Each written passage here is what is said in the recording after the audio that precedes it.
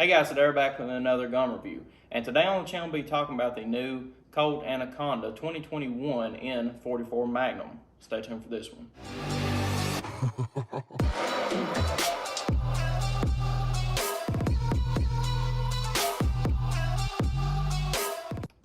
Alright guys, we're back. So this is the new Colt Anconda 2021 in 44 Magnum. We've already done an unboxing review, and that review should be up as well. But just going through everything really quick, what comes with it from factory: you got the Colt box, your manual. This right here is FFL information. You'll have this plastic bag that it will come in from factory, your lock, your Lucas oil, your Colt NRA paperwork, and a little piece of paper saying to read the manual. So, a little bit more in-depth review on that. Check out the unboxing review. We actually look a little bit closer on the Anconda itself, but this will be pretty much my initial thoughts, and a little bit more than initial thoughts, being honest with you guys, more of what I kind of think about the 2021 Anconda.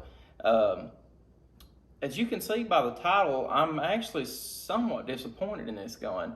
Not disappointed to the effect that I was of the actual Python whenever I first got my 2020 edition, but I was kind of expecting more out of this gun. Colt's had plenty of time to get everything figured out with the Python and everything like with that, and I thought that this gun will be, you know, the new opening. Hey, we've got everything together, we've got our ducks in a row, and we're ready to start making some pretty good revolvers. And I'm not saying this is not a bad revolver, but at the price point I paid for this, I'm not really that happy with it. I'm somewhat disappointed. The MSRP on this gun is $1,500. I actually paid $2K shipped, and you know, it's on my own fault for paying more than MSRP, but I needed to get this gun to review for you all. I actually contacted Colt about a week ago asking to get one of these sent out to me so I could give you all a review, because I didn't know if I'd be able to get one of these anytime soon. And they never did come back to me. They never did get back in touch with me. I guess they still might have hard feelings or might have other things to do than get back in touch with me. But I actually picked this up from JoJo's Gunworks in Connecticut for, like I said, $2K shipped. And, you know, that's about as cheap as I could find it at the point being. So initially, whenever I picked it up at the gun store, looked it over, and the outside of the gun really does look good. Single action to me feels better than my Python, even though, as you can see in the actual unboxing review, the single action is a little bit heavier than I thought it would be. It kind of caught me off guard. Feels pretty good. The brake on it's really good as well, but if I do recall right, I think the single action is about around 6 pounds. The double action was averaging about around 9 pounds, 9.5 pounds actually, maybe a little bit more than that. I'll put that in the review right now to where you all can see that, but it felt smoother than my 2020 Python, and my new 2020 Python I picked up as well. It feels smoother than them, but it's still heavier for some reason. So anyway, getting back to whenever I first picked it up at the gun store, I was feeling it in my hand, felt really good, and then the grips kind of started slipping on it, and I was like, oh, well, I guess they kind of need tightened up. So we got a flathead screwdriver and started trying to tighten up the bottom of it, and it kept on spinning, kept on spinning, kept on spinning, and I was like, I don't think it's catching.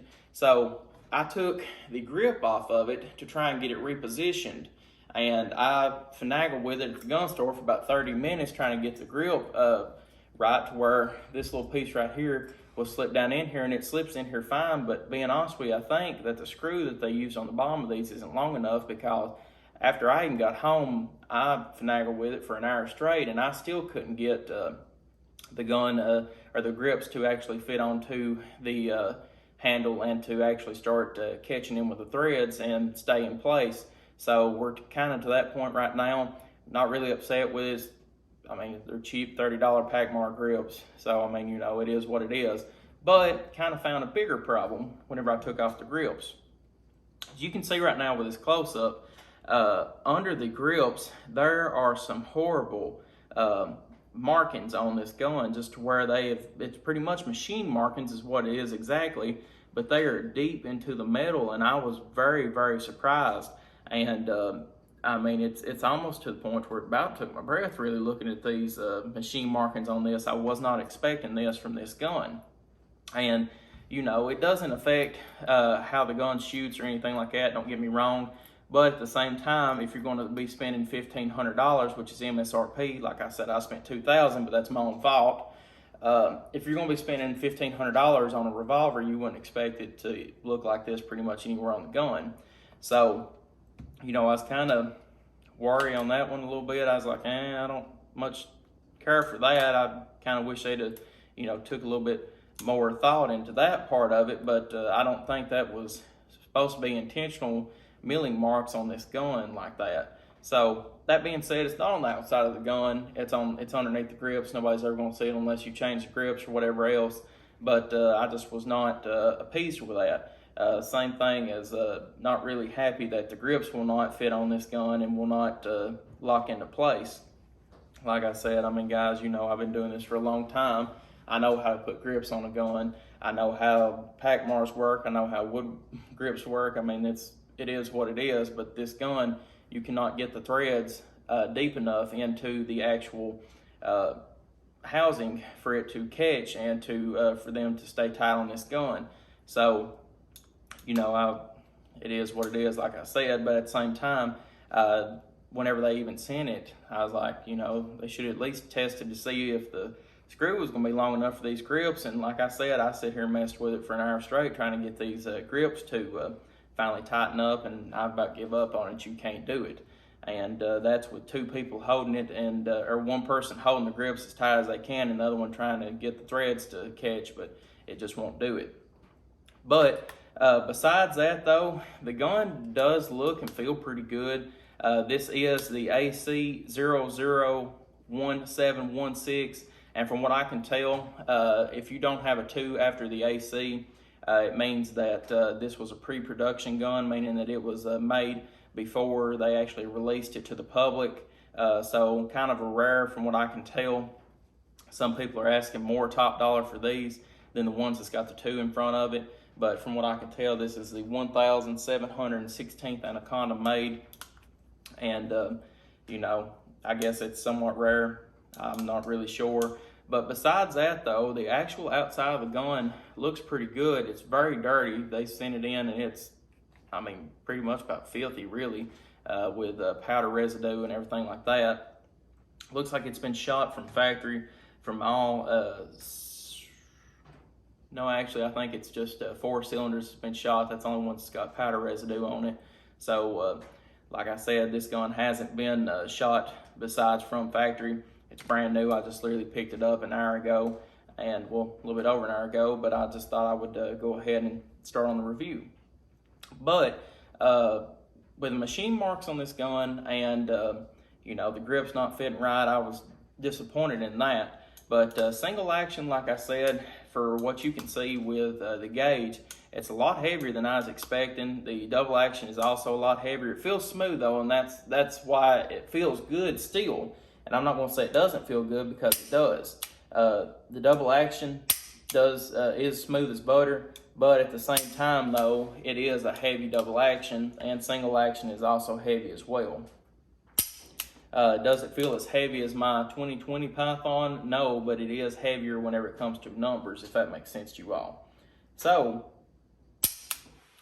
my honest opinion on the new 2021 Colt Anaconda is, if you all have the money and you're wanting just to get a revolver and get one that's a low number, just to keep put up and everything, I think, you know, go ahead and do it if you have the money. But at the same time, if you're buying this gun not for the name, but actually for the gun itself, I think that if I was you all, I would wait at least another few months, 2 or 3 months, till they can get the quirks worked out of them. Because as you know, the 2020, that was a absolute headache working with Colt on that one. And you know, I actually give the new Python I picked up the other day a very well review, because I was pretty impressed with it myself. But as soon as I posted that one up, a guy commented on there was like, I had to send mine back a week ago because something to do with a forcing cone on it, I believe, if I'm not mistaken. But they said it would be anywhere between 3 to 6 weeks before they could get it back to him. and I'm not going to go back through that with Colt. I'm just being dead honest with you guys. If I did ever have to go back through Colt, I really would about dread it. But it ain't to the point where I want to send it back. But at the same time, at $2,000, which is not my own fault for spending $500 over MSRP, but I know I had to get this review out for you all. Even at $1,500, I think that they should have at least made sure the grips fit, and the milling marks underneath the grips itself should not have been there. And also on top of that, like I said, double action, single action is a lot heavier than I was expecting. I think that once CZ takes over Colt, they might even stop production of these guns and become a new, or come out with a whole new design, because overall, you have the CQ code on the side, and people are QR code, CQ, I can't remember what it is, but a lot of people are not happy with that because it's just an eyesore, really. And the overall design of the leaf spring, good design, don't get me wrong. And after they got everything, all the quirks worked out of the 2020 Python, I feel like they're doing a lot better. But as you can see with some of my some of my comments on my newer videos, they're still having a few problems out of them here and there. But as you all know, CZ makes Dan Wessons now, and the 715 was one of the best .357 revolvers that's come out in the last probably 20 years, if not longer than that, because CZ knows her stuff. So I'm going to try, and I don't know, I haven't made my mind up yet if I'm going to turn around and sell this one back or not, but I'm not going to be sending it back to Colt over the milling marks on underneath the grips, or the grips not fitting. If I do decide to keep it, I'm going to take these pack marks off and put some wood ones on it, or buy myself some new pack marks and put back on it, because these right here are not going to stay on here. I mean, as you can see, you push down on the gun, I mean, it would not handle any bit of the recoil from a 44 Magnum, and I can't even get these things to lock into place. So that being said, though, I think that if you're all wanting to spend your money to get a low number serial number just because that's what you want, I say go ahead, but just approach with caution, look over the gun before you pick it up. But at the same time, though, this gun really isn't worth the $1,500 that the MSRP is, and it sure isn't worth the $2,000 that I spent on it. But it is what it is, and from what I can tell, they're falling pretty quick on Gunbroker. Whenever they first come out, people was pricing them for anywhere between $4,000 to $5,000, and they was actually getting them for it too. But now I'm seeing them selling Gunbroker anywhere between $2,200 to $2,500, and I think within the next 2 or 3 weeks they'll be going down to about $18,000, about where the Pythons are now. So, it is what it is. Like I said, if you want to get a low serial number, go ahead, but just approach with caution and know what you might be getting yourself into. I'm not going to shoot this gun myself, and I'm sorry, but I just want to keep it pretty much as mint as possible before I figure out if I'm going to turn around and sell it myself, or if I'm going to keep it. But I'll keep you updated on everything that's going on with them, and if I'm going to be picking up another one anytime soon, I'll be also doing a review on it as well to see if it has any mill and markings on this one or any other problems or anything. But so far, there hasn't been many reviews out for this gun, and I was actually surprised.